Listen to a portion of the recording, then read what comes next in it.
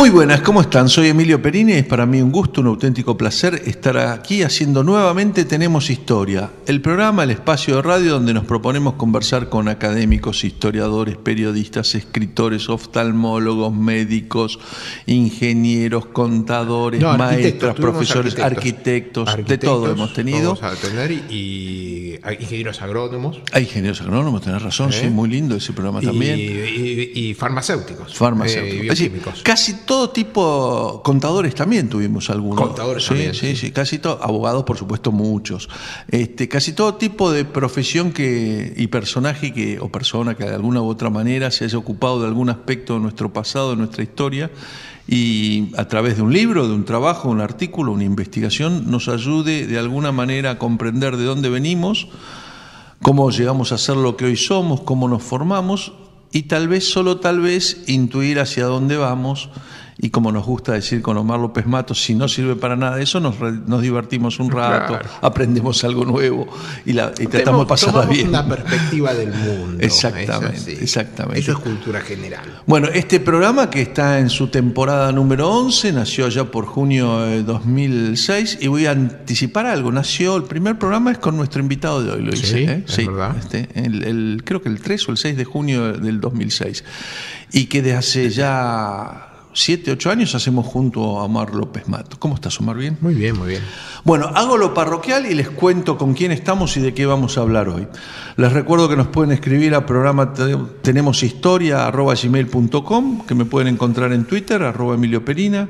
El programa está siendo grabado en video y lo pueden ver en internet a través del canal vimeo.com con B corta, vimeo.com/Tenemos Historia, y también los pueden encontrar este año en YouTube, así que ponen Tenemos Historia en YouTube y saltan los programas sin necesidad de buscar demasiado. Si buscan programas más antiguos, también a través de la red Facebook, allí ponen el Facebook de Olmo Ediciones o facebook.com/Tenemos Historia y van a encontrar la primera parte de los programas, de los primeros años de estos programas.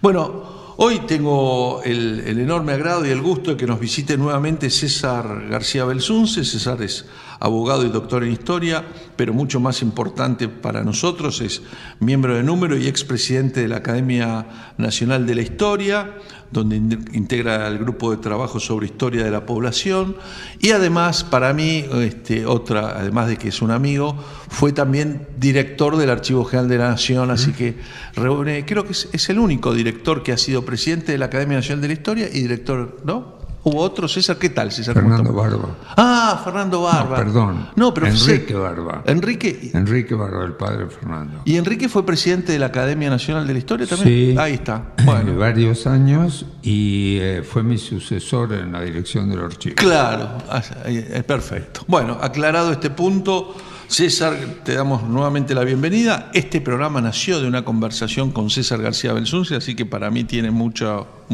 emoción que nos acompañe. Hoy no vamos a tocar un tema de población, hoy vamos a hablar de su último trabajo, que es Ideas Políticas de Juan Martín de Pueyrredón, que editó Torre de Hércules, un libro reciente de este año. Y para ponerlo un poco en contexto, antes de presentar los auspicios, creo que los tres vamos a coincidir que nuestra independencia se debe al accionar de 4 figuras históricas desde la política. San Martín, de quien se dice que es un mal político, pero demostró ahí mucha muñeca política. Sí. Al menos tenía las finalidades, sabía que te apuntaba. Pueyrredón y Güemes, ¿no? Un poco entre los 4 armaron un esquema de consenso para que el Congreso de Tucumán pudiera... Yo incluiría alguno más, pero en fin. Yo diría son los 4 principales. El tema de la historia es que hay que simplificar las cosas, porque si no son demasiado complejas. Sí, en el conjunto de los personajes, por la persistencia y por la coincidencia en un plan emancipador, esos 4 creo que llevan la palma.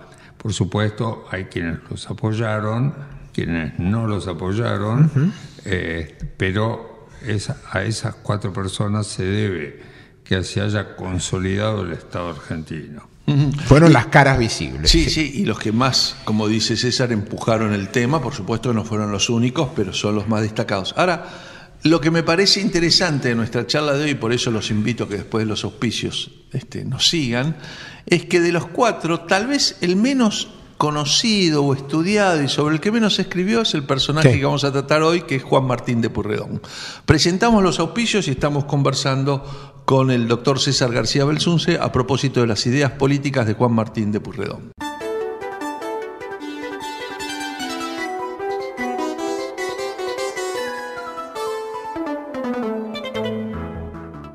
Seguimos en Tenemos Historia, hoy con la visita del doctor César García Belsunce, expresidente de la Academia de la Historia, exdirector general del Archivo General de la Nación.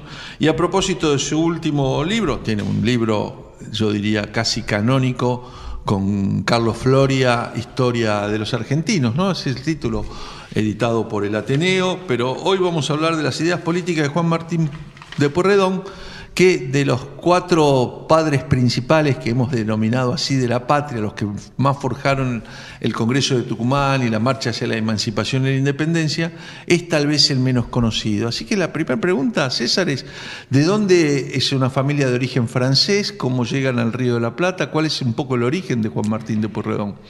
La familia de Pueyrredón es originaria del Bearn, en un valle lindero con el País Vasco. En esa localidad que se llama Isor vivían los Pueyrredón, que por el apellido a su vez habrían bajado del Perigó, y en un momento dado, a mediados del siglo XVIII, 2 hermanos, Jacques y Jean Martin, se trasladan a España y se instalan en Cádiz. Después de unos años, Juan Martín padre viene a Buenos Aires y establecen un sistema de comercio de ultramar. Uno exporta y compra en Cádiz y el otro hace lo mismo en Buenos Aires, estableciendo líneas de comercio hacia Potosí. Incluso hubo un momento en que Juan Martín padre tiene una sociedad con Álzaga, que después se deshace, una sociedad muy importante, porque conocemos el monto de la parte que pagó Pueyrredón para quedarse con una sociedad propia, exclusiva. ¿Un monto de cuánto sería más o menos? Alrededor, no me acuerdo exactamente, pero alrededor de 70.000 pesos plata. ¿Y usted se atreve a establecer una relación en qué serían 70.000 pesos plata hoy, si uno tuviera que labrar para establecer una idea de la fortuna? Es muy difícil hacer una comparación, pero un peso plata, es decir, una onza de oro equivalía a 16 pesos plata. Ajá, bueno, es fácil. Entonces, bueno, entonces la conversión viene de ahí, claro. No, yo me acuerdo que la fortuna de los Escalada para 1800 se calculaba en 200.000 pesos plata. Y los Anchorena y los Álzaga creo que tenía 400.000 o 500.000. Y los Anchorena tenían 300 y pico mil pesos plata de ese entonces. O sea que es estamos hablando de las personas más ricas del Río de la Plata. Sí. Villanueva era otro ricacho. Sí, pero tiene problema con la descendencia ahí, sí. Juan Martín tuvo una historia antes de la Revolución de Mayo, como comerciante en España, y todo el escape casi de película que tiene. Los Pueyrredón, Juan Martín, que se casa con una criolla por parte materna y descendiente de irlandeses por vía paterna, doña Damasia Dogan, tienen muchos hijos. El mayor se dedica a la iglesia, como era de costumbre, claro. Feliciano Pueyrredón. Después otro, Diego José, es militar y lo mandan a custodiar la frontera de Salta. Y Juan Martín, cuando muere su padre en el año 1791, él tenía 15 años, estaba en el Colegio de San Carlos.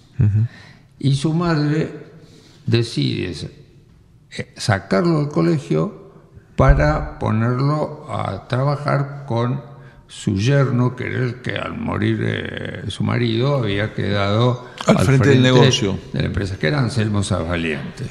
Sáenz Valiente. Claro, porque las familias están emparentadas. Casado con Juana Pueyrredón. Entonces, él trabaja unos años con él y en un momento dado la familia decide enviarlo a Cádiz, a la casa de su tío, donde va a adquirir una mayor práctica comercial y donde va, además de vincularse con los comerciantes españoles, va a ir a visitar el Bearn de la familia originaria. Uno podría decir que en realidad su formación es de empresario, comerciante y empresario, y que de ahí pasa la política, porque... Bueno, lo que yo digo ahí en ese pequeño libro, que aclaro que es un libro de divulgación, aunque hay algunos documentos inéditos, pero es un libro básicamente para que lo lea todo el mundo. Y se lee fácil y de una manera muy agradable. Es breve, además, ¿no? Esa experiencia comercial, ese negociar, ese toma y daca, es lo que le da su capacidad política, porque él va a ser un hombre práctico que no va a sostener teoría, sino que va a buscar resultados efectivos, y eso le permite lo que hoy llamaríamos cintura política, una capacidad de negociación notoria. Y además el hecho, que también lo favoreció, de tener buenas relaciones con los dos partidos dominantes en ese momento, que eran los morenistas y saavedristas. Él no se embarca con ninguno de los dos. ¿Qué ocurre? Él pertenece al grupo de los precursores de la revolución. Está con Paso, con Belgrano, con Beruti, con el propio Saavedra, porque no hay que olvidarse que Saavedra es una figura un poco desacreditada por nuestros historiadores, que en las primeras reuniones que se hacen es en la casa de Saavedra, y Belgrano lo va a buscar a Pueyrredón para ir a la casa de Saavedra, y ahí es donde se produce la famosa frase las que brevas Belgrano recoge: Pueyrredón me dijo, no solo hay que contar con la fuerza, sino también con los pueblos, y eso me iluminó y cambió mi enfoque de las cosas, dice Manuel Belgrano. Bueno, recordemos, ya que estamos hablando de un empresario, comerciante que se va a convertir en político, también tiene un pasaje militar, que lo vamos a ver enseguida en su vida, que fue el general Pueyrredón el primer jefe de Estado de la Argentina independiente, porque era quien conducía el directorio en el momento de la independencia, sí, nominado por el mismo Congreso de Tucumán. Claro. Pero que además su vida política incluye, antes había sido diputado del Cabildo porteño en España. Claro, había sido gobernador de Córdoba, ya vamos a llegar a eso. Ahí tiene un episodio. Claro, gobernador de Córdoba y de Charcas en breves periodos, miembro del triunvirato por pocos meses, sí, diputado por San Luis en el Congreso de Tucumán, que es de donde va a derivar que el Congreso lo designe miembro del directorio. El episodio clave tal vez en la vida de Pueyrredón, que si no, yo hice una cuenta entre paréntesis que más o menos me da $4,5 millones, más o menos, ¿no? Por supuesto tomé una cotización de la onza de oro muy arbitraria, $400. Entonces mi cuenta está un poco exagerada, yo tomé un poquito más. $2,5 millones en ese caso. Pero no era personal de él, era del por supuesto, sí, y tal vez tendría alguna cosa más que no conocemos. Hay otro dato que me acuerdo, Zarratea también, que tuvo un problema con un barco de la familia de España y perdió como 25.000 libras esterlinas. Bueno, eso es más fácil por ahí de convertir, aunque también hay que hacer la deflación. No, bueno, pero el Banco de Inglaterra ya funcionaba, o sea que tenemos, se puede hacer la conversión. Yo lo que quería marcar, me parece que Pueyrredón hubiera sido un próspero empresario si la invasión británica al Río de la Plata no se produce, ¿no? Bueno, y era muy joven ahí. Lo que lo lanza a él a la política es la invasión británica. ¿Por qué? Porque hoy resulta un poco curiosa la situación. En ese momento los británicos habían dicho el Cabildo sigue ejerciendo su poder normal, y en el Cabildo no había nadie que supiera inglés ni francés. Entonces el alcalde lo llama a Pueyrredón, que hablaba francés porque había estado en Francia y en su familia se hablaba tanto el español como el francés. Entonces él lo mandan a que se entreviste con Popham, Y ahí viene la relación. Cuando él se da cuenta que Popham no tiene ningún plan concreto para apoyar la emancipación del Río de la Plata, que era una de las cosas que se decían, que para eso habían venido los ingleses, él pasa a la resistencia activa. Entonces se embarca, se va a Colonia, Liniers le dice que reúna gente para facilitar el desembarco, y eso es lo que lo lleva al combate de Perdriel, donde él ha reunido unos 4 centenares de paisanos. Después a Liniers... Los famosos húsares de Pueyrredón, precisamente. No, después venía. Sí. No, ahí aparece Artigas. Artigas es uno de los orientales que viene a Buenos Aires, pero no con Pueyrredón, y después vuelve a dar la noticia y se hunde el barco. Bueno, cuando Liniers desembarca en el puerto de Las Conchas, lo nombra Pueyrredón jefe de la caballería. Y Pueyrredón interviene en el combate del 12 de agosto, y después de ese combate Liniers lo nombra teniente coronel. Vale decir, es el primer grado militar de Pueyrredón. Pueyrredón crea el regimiento de húsares, lo dota personalmente de uniforme, caballos, etc. Y en ese momento su carrera militar se corta porque el Cabildo lo envía como su representante ante la corte española para que reclame los intereses de la ciudad de Buenos Aires. Bueno, aquí nos quedamos con la vida de Juan Martín de Pueyrredón, que estamos repasando junto a César García Belsunce, para ver enseguida las ideas políticas de Pueyrredón, como decíamos al comienzo del programa, una de las 4 figuras principales que contribuyeron a movilizar nuestra independencia hace 200 años.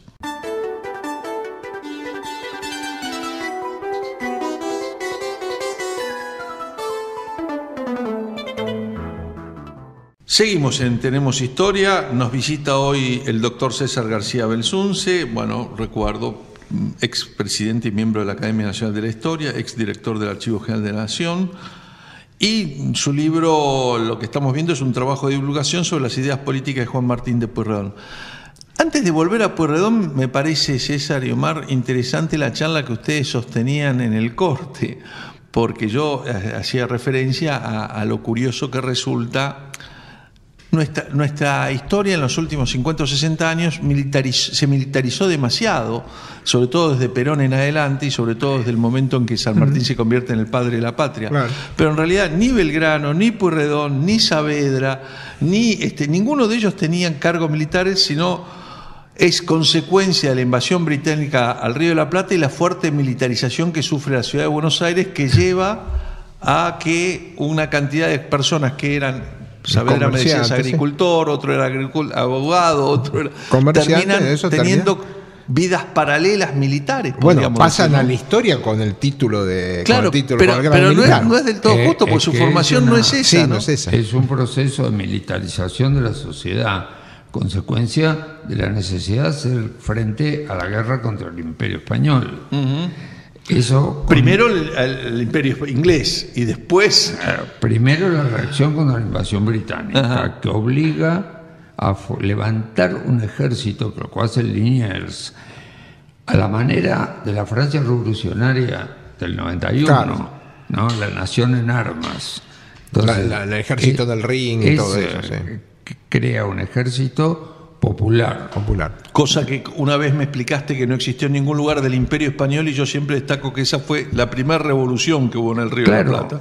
Y esa revolución va paralela con la destitución del virrey, que el virrey Abascal años después dijo: todo este proceso empieza en Buenos Aires cuando lo destituyen a Sobremonte. Ese proceso de militarización que hace años señaló Alperindongui, exactamente, un libro.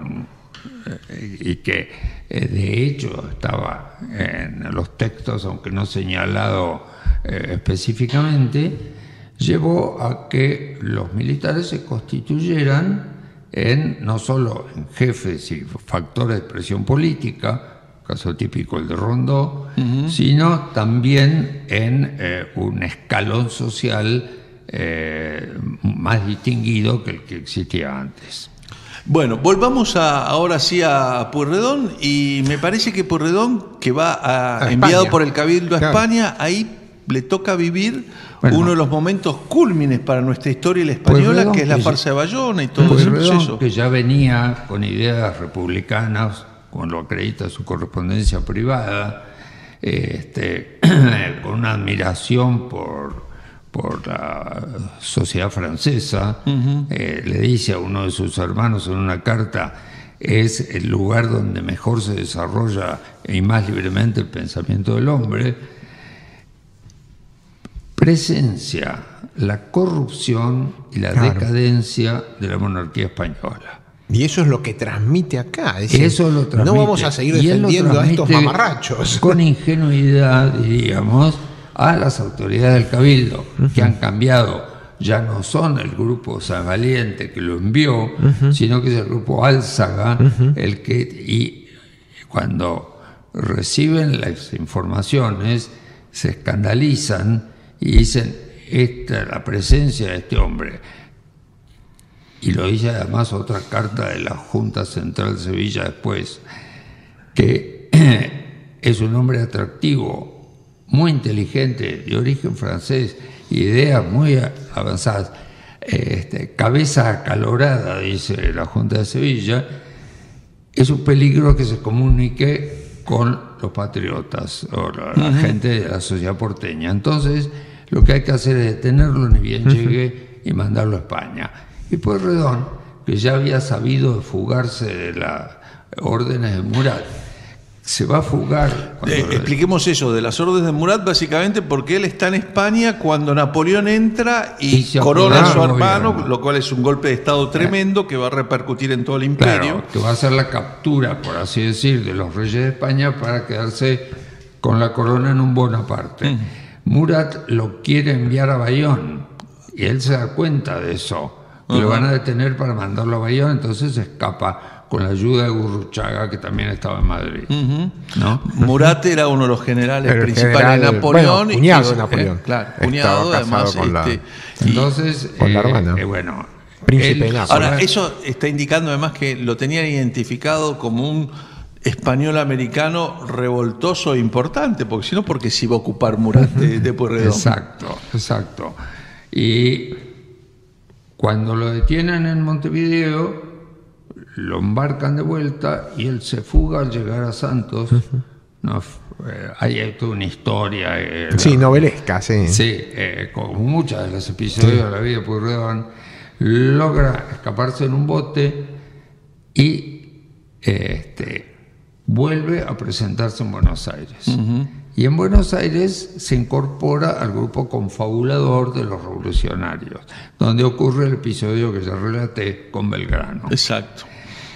El jefe de armas en ese momento, que es el mariscal Nieto, lo ordena detener porque sabe de los conciliábulos, pero lo detiene en el cuartel de Patricios. Entonces ahí se produce la tercera fuga a Pueyrredón, fomentada por Belgrano y Saavedra, seguramente. Por Belgrano y Saavedra, que intervienen personalmente. Saavedra prometiéndole a Nieto que no se va a escapar, cuando sabía que sí se iba a escapar. Y con la ayuda de la hermana, ¿no? La hermana también tiene una... La hermana arenga a los soldados para que los suelten. Los oficiales, pues diciendo: es una vergüenza, el libro de la Reconquista lo van a entregar a los españoles. Entonces se escapa por una ventana y se refugia en la casa de Celaya, donde Belgrano lo va a buscar y lo provee de un barco para poder escaparse. Y él se va a Brasil. A Río de Janeiro. A Río de Janeiro. Y en Río de Janeiro, el canciller ya estaba los portugués le ofrece apoderarse de Buenos Aires para incorporarlo al Imperio Español. Portugués. Entonces él se niega. Cuando se niega dice: me van a detener de nuevo. Entonces consigue, dicen que con la complicidad de Lord Stanford, embarcarse hacia Buenos Aires. Y desembarca en las costas, no sabemos si de Punta India, Ensenada, cerca de Buenos Aires, en junio de 1810, y ahí se entera que estalló la revolución. Cuando la Junta se entera que Pueyrredón al fin está acá, lo nombra gobernador en Córdoba, donde se había producido el gran estallido contrarrevolucionario, sí. La revolución, contrarrevolución de Liniers, y sobre todo el impacto de su ejecución. Bueno, entonces él va a poner paz en Córdoba. Ustedes dos, como buenos representantes de la historiografía porteña, hablan mucho de revolución y contrarrevolución, y yo tengo mis dudas sobre eso, si hubo revolución y si hubo contrarrevolución, porque parte de esto, y es la pregunta que le quería hacer a César antes de irnos a una nueva pausa, es todo ese accionar de Pueyrredón, de Belgrano y de Saavedra y de toda esa gente que resiste a Nieto, y que también se puede leer como una reacción frente a los afrancesados que aceptan las disposiciones primero de Napoleón y después de la Junta de Sevilla, ¿no? Bueno, hay una larga discusión sobre qué emancipación de quién. Exactamente. Claro, ¿no? Eso, ¿Y cómo? Porque es raro que un hombre... Cito en mi libro la frase de un hombre clave que fue Tomás Guido, y digo clave porque fue en todo el año 16 el secretario de Pueyrredón, secretario privado, y a partir del 17 el secretario de San Martín. Claro. Entonces conocía el pensamiento. Y había estado con Mariano Moreno cuando muere. Él dice en su memoria, dice, recién salido del colegio me incorporé al grupo revolucionario. Y explica, por un sentido práctico, no pudimos declarar la independencia inicialmente y tuvimos que esperar que se dieran las condiciones, y la declaramos en el año 16. Eso lo publica en un artículo, publicó en el año 40 y pico, durante la época de Rosas. Claro, ya ahí también hay que ver que uno habla de su vida con una perspectiva distinta de los hechos y la conveniencia política. Pero es interesante. Que había estado en la cocina de los hechos. Sin ninguna duda. ¿No? Vamos a tener que hacer una nueva pausa hoy aquí en Tenemos Historia. Estamos con Omar López Mato, como siempre. Yo soy Emilio Perini y nos visita hoy César García Belsunce. Estamos repasando aspectos de la vida y las ideas políticas de Juan Martín de Pueyrredón.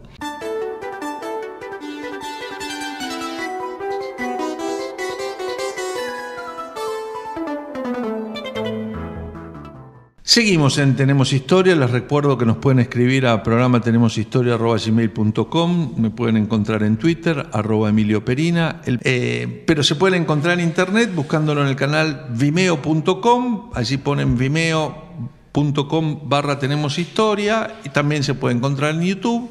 Yo creo que ya con cualquier buscador potente aparecen los programas. Y en la red social Facebook también estamos con facebook.com/Tenemos Historia, o a través del Facebook de Olmo Ediciones. Y en el bloque anterior planteábamos finalizamos el bloque, esta manera en que van evolucionando las vidas de estas personas que en su mayoría eran empresarios, políticos, comerciantes, algunos religiosos, y que en función de lo que va sucediendo en la sociedad, en la guerra tanto en Europa contra Napoleón, pero después en las guerras americanas, que empiezan de alguna manera como guerras civiles y después se transforman en guerras de emancipación, sus carreras se militarizan en algunos casos, pero la idea hoy es no hablar del general Pueyrredón como general, sino hablar como político y su idea política. Sí. Creo que llegó el momento de preguntarle a García Belsunce sobre cuáles eran estas ideas, su idea sobre república o monarquía, su idea sobre orden y unidad, por dónde pasó la formación de este señor. En primer lugar, Pueyrredón ya tenía, como lo tuvo San Martín en Sevilla, una experiencia del desorden. Los dos eran hombres que tenían como una reacción instintiva contra el desorden. Vale decir, consideraban que eso era el primer obstáculo a la constitución de un Estado. Y no están lejos de tener razón. Él había sido inicialmente republicano, pero como era un hombre práctico y la situación había cambiado en el año 14 con la liberación de Fernando VII, ya no se podía invocar su nombre, eso se consolida con la Declaración de la Independencia y frente al Congreso de Viena, que, como decía Marcela Ternavasio, está el Congreso de Tucumán por un lado y el Congreso de Viena por el otro. Vale decir, la idea de Belgrano de la monarquía no es en ese momento un absurdo como parece hoy.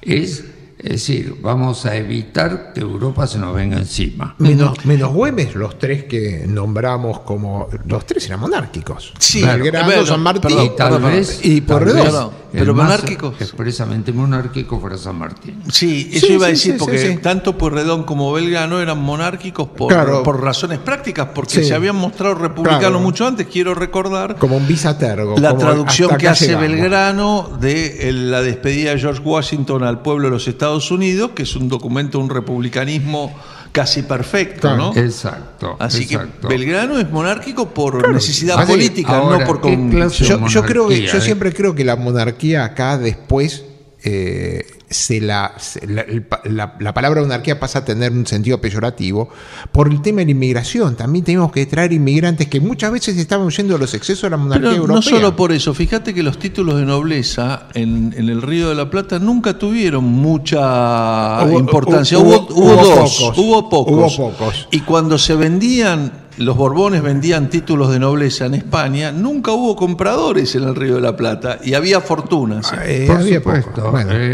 Lo que tenemos que ver es esto.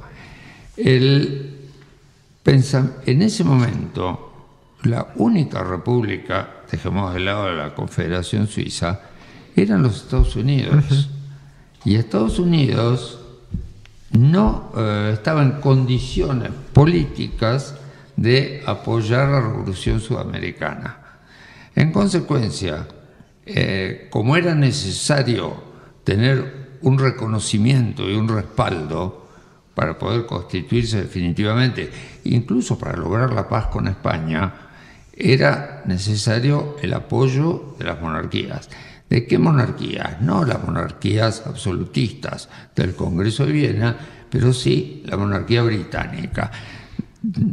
A raíz de los conflictos últimos, nosotros hemos quedado distanciados de Gran Bretaña y no lo hemos podido incluir en los festejos del Bicentenario, cuando fue la nación que más nos apoyó para ser independientes. ¿De verdad? ¿No? Ese es un dato al margen de que estamos hablando de Pueyrredón, que no les tenía simpatía a los ingleses como buen hijo de francés. Claro. Ahora, entre las ideas de Pueyrredón, este tipo de monarquía era una monarquía temperada, porque Pueyrredón sostuvo en muchas ocasiones el principio de igualdad ante la ley. Cuando se queja de que un oficial tiene prerrogativas en los casos de desobediencia y un soldado que deserta se lo fusila. Sí. Igualdad ante la ley fue uno de sus principios. El otro, el mantenimiento de la justicia. Por otro lado, Pueyrredón es el primero que habla en contra de la guerra, porque dice, la guerra solo debe admitirse como último recurso y como un cauterio, tenemos un médico presente, que se aplique para evitar el desarrollo de la infección. Cuando ese cauterio falla, como falló en la batalla de Huaqui, ¿no? Se transformó en una guerra de desgaste, que era lo que Pueyrredón quería evitar, y lo dice en una carta. Las guerras largas producen pobreza. La víctima es la población, que es nuestro principal recurso que debemos preservar y desarrollar. Está el germen de la sociedad alberdiana de gobernar es poblar, está en ese texto Pueyrredón. ¿Y qué otras ideas te parece que hay que destacar de Pueyrredón? Que rápidamente... Ahí también hay una cuestión de política que tenemos que destacar, ¿no? Porque el primer encuentro entre Pueyrredón y San Martín no es grato, porque San Martín da el golpe de Estado con la logia Lautaro que lo derroca a Pueyrredón del triunvirato y lo mandan exiliado a San Luis. Bueno, hay dos pasos. Primero, la turba, que siempre existe en todos estos conflictos, atacó la casa de Pueyrredón y de su hermana, porque creían que estaba escondido ahí. Cuando Pueyrredón salió del fuerte caminando, y San Martín se entera de ese abuso y se disculpa, dice: yo no tuve nada que ver. Pueyrredón le contesta desde Arrecife, que fue su primer destino, con una carta donde establece la necesidad, compara el Estado con una nave, una comparación corriente, por otro lado, y dice: esta nave no tiene una brújula, y la brújula debe ser la Constitución. Bien. Me parece importantísimo. Sí, claro. Cuando San Martín lo nombran gobernador de Cuyo, un año después, va directo a San Luis a entrevistarse con Pueyrredón, entrevista que dura varias horas, y después Pueyrredón en el año 14, a fines del año 14, va a Mendoza, y ahí se produce la unidad y el proyecto político entre los dos hombres, porque cuando Guido manda el proyecto de la invasión a Chile y al Perú, ya Pueyrredón lo conocía, y hay una carta de Medrano donde dice: está tan entusiasmado con esa idea que era la suya, dice Medrano, claro, la suya porque era la de San Martín, que le parece que perder tiempo es gravísimo y quiere que todo se haga rápido. Bien, ya vemos cómo la política y las reuniones entre gente que en algún momento está enfrentada es lo correcto y es lo que funciona, es lo que permite que los planes y las naciones avancen. Probablemente esa reunión entre Pueyrredón y San Martín en San Luis se pudo hacer porque no estaban los medios de comunicación encima diciéndole a los dos que traicionaban sus ideas anteriores, y gracias a eso se conforma esa suerte de cuadrilátero o tetaedro entre Güemes, Pueyrredón, Belgrano y San Martín, que van a empujar el Congreso de Tucumán. Cuando Pueyrredón se ha elegido director supremo y todavía no se ha declarado la independencia, Rondó, que era jefe en ejército, estaba medio sublevado, le manda una carta a Pueyrredón diciéndole que hay un peligro, que el ejército no obedezca. La contestación de Pueyrredón es: se acepta la renuncia del general Rondó y nombro como jefe al general Belgrano. Bueno, y no hablamos hoy del pacto de Cerrillos que hubo que firmar antes para evitar justamente que se fueran a una guerra civil entre Rondó y Güemes, rompiendo esa necesidad. Pero a mí en estos programas me interesa mucho destacar cómo fue lo que funcionó para dar la independencia. Fueron los acuerdos políticos y la función política tanto de San Martín como de Belgrano como de Pueyrredón. Hacemos la última pausa del programa de hoy y seguimos conversando con César García Belsunce sobre este libro que yo recomiendo mucho, que editó Torre de Hércules, es la editorial, Ideas políticas de Juan Martín de Pueyrredón, y creo que vale la pena conocerlo.